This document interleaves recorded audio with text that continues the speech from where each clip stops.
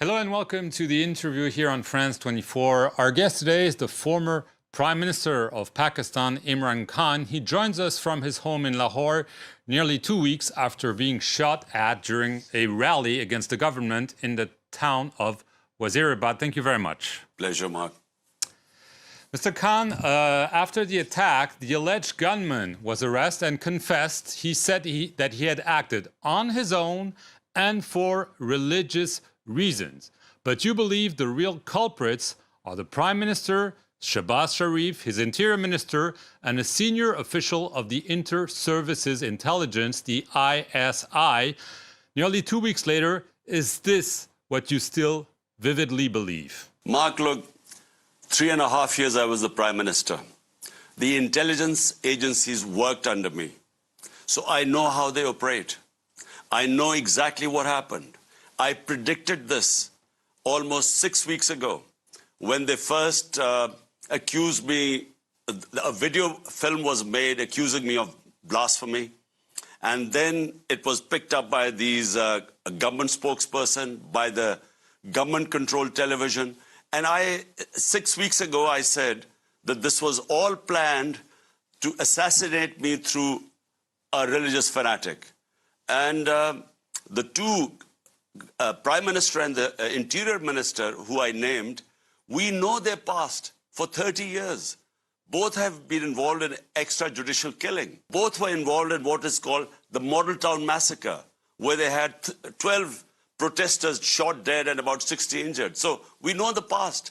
So therefore, I know that whenever there is an independent investigation, I know the people behind this attack were these three guys, and this decoy was this supposedly religious fanatic who actually isn't a religious person because people know his background.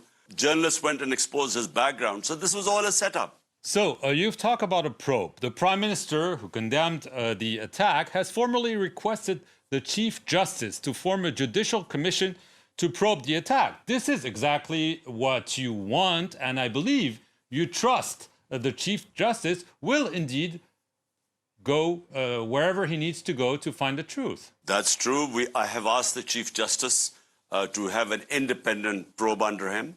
We know there were two gunmen because the decoy was this one gunman who admitted that it was for religious reasons he had shot me.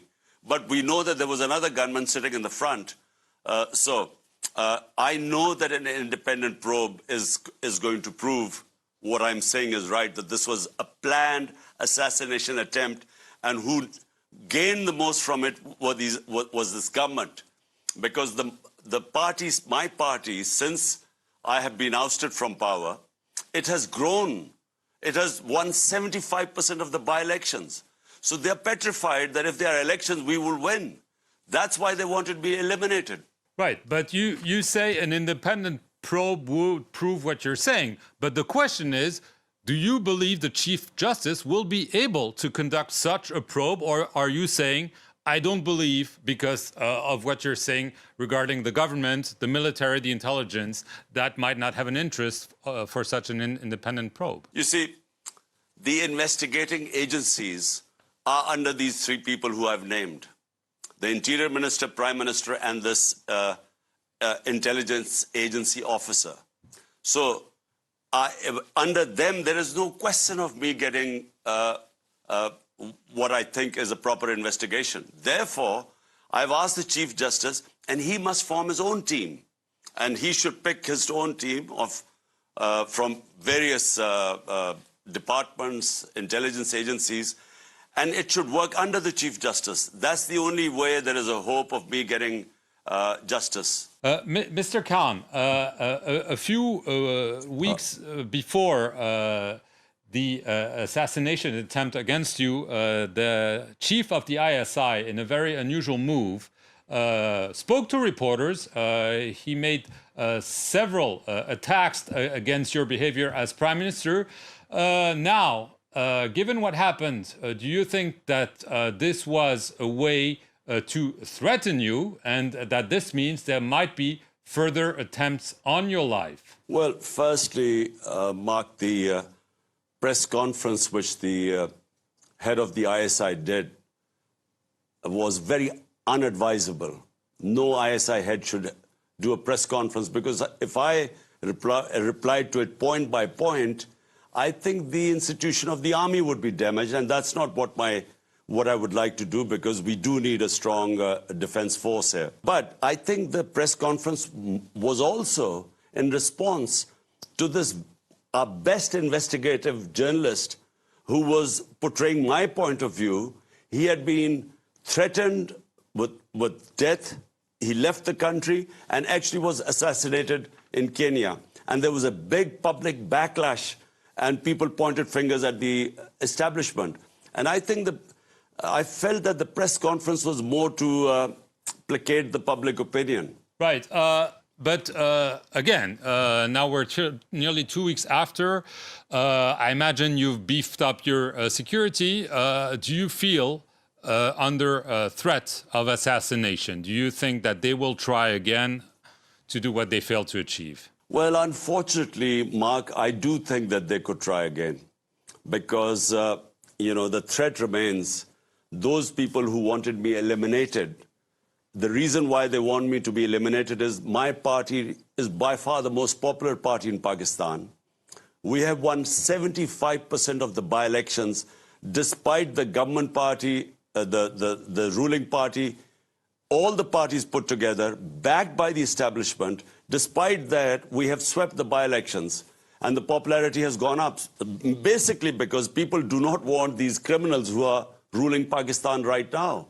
61% of the cabinet has corruption cases against them. So that's why I have massive public support. And I think they think that the only way to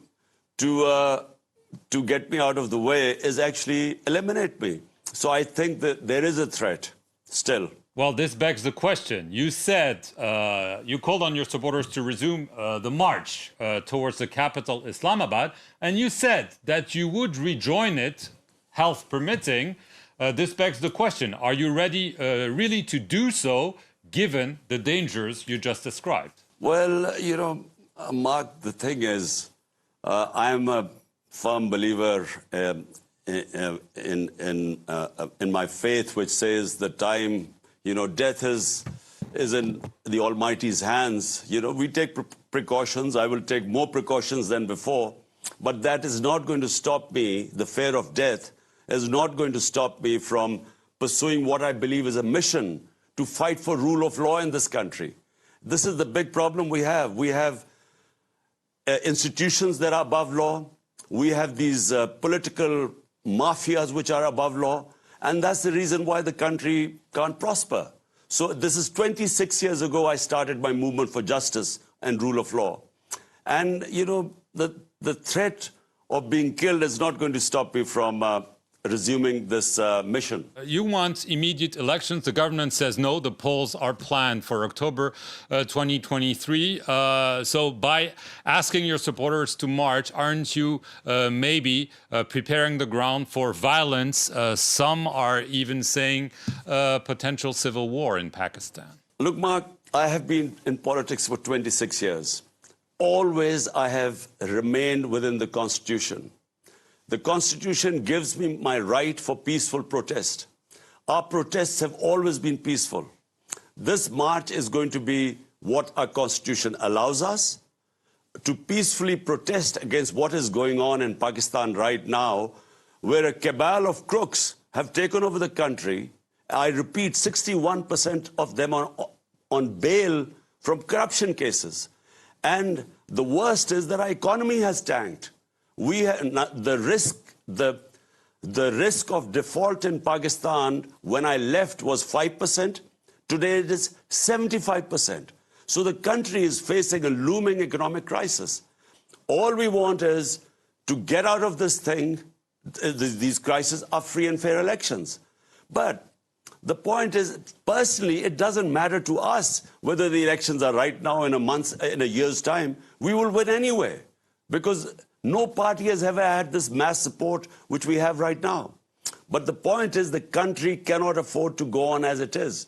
And hence, the peaceful protest for free and fair elections. Last question, Mr. Khan. After you were removed as Prime Minister through a parliamentary vote of no confidence in April, you accused the United States of colluding with Pakistan's elite to topple you. But recently you said, well, no, I didn't really mean that, and this is behind me. Is this because you had no evidence for what you say, or even as some of your foes are saying, that you invented what they describe as a conspiracy theory? Well, Mark, number one, there's a cipher, a conversation, a secret cipher, a conversation between our ambassador in Washington and the U.S. Under-Secretary of State Donald Lu. Now, according to that cipher, Donald Lu is telling our ambassador that unless you remove Imran Khan as the Prime Minister, there will be consequences for Pakistan, and remove him in a vote of no confidence. The next day, the vote of no confidence is tabled, and suddenly the government, which, by the way, was performing economically, we were performing best in 17 years. We had the best 6% economic growth rate. From there, our government was toppled. Now, what I actually said was that is behind me. I should not, just because my government was toppled by the US, I should not let that get in the way for what is in the interest of people of Pakistan.